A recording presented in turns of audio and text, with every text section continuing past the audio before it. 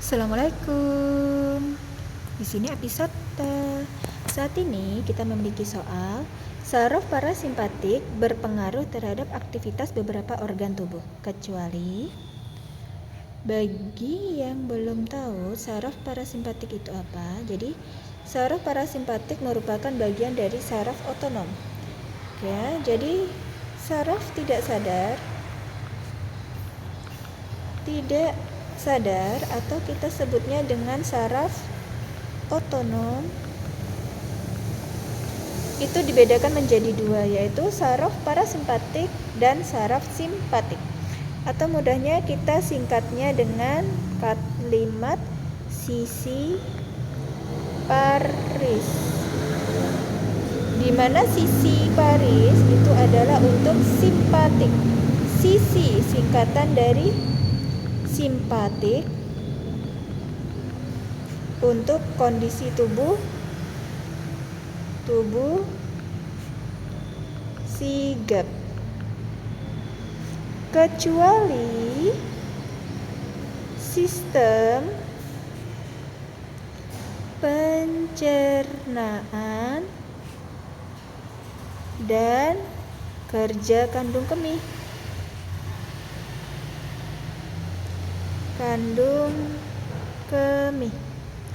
Jadi kalau simpatik itu semuanya, misalnya saat kita itu beraktivitas, denyut jantung itu berdenyut cepat, mempercepat denyut jantung. Tapi kalau kinerja sistem pencernaan itu menurunkan. Jadi misalnya menurunkan sekresi air ludah, seperti itu. Itu ya, itu kinerja sistem saraf simpatik. Sisi, kemudian paris ya, simpatik sigap ya. Kemudian yang kedua adalah paris.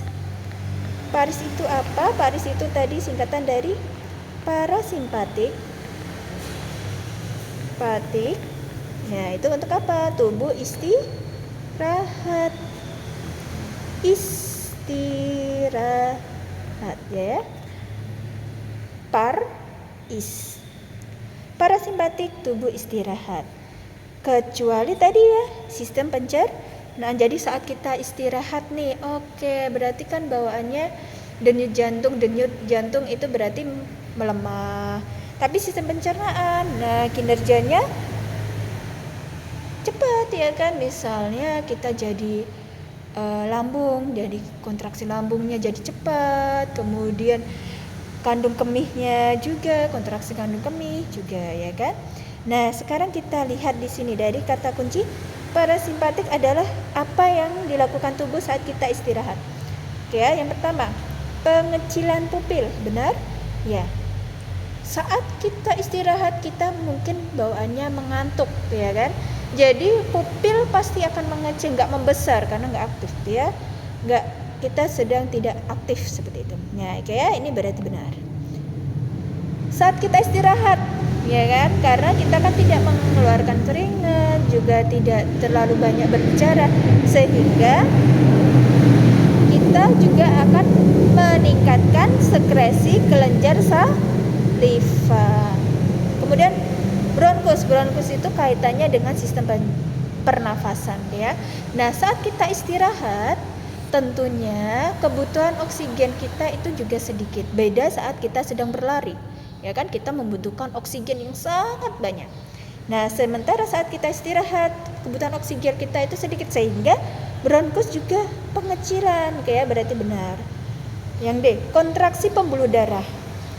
Nah, karena tadi asupan oksigen kita itu sedikit, tentunya ya kan oksigen atau aliran darah pun juga akan mengalami penyempitan, ya kan, tidak akan melebar seperti itu. Berarti kalau di sini kontraksi pembuluh darah, tentu pasti salah ya.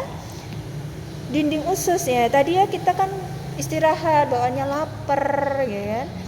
Kemudian berarti dinding usus. Kemudian kalau kita makan ya kan, makanya ketika kita makan itu disunahkan untuk duduk ya kan, atau istirahat, nggak sambil beraktivitas. Nah, maka dari itu di sini kontraksi dinding usus tentu baik ya kan, berarti benar. Berarti kalau begitu jawabannya adalah ya D.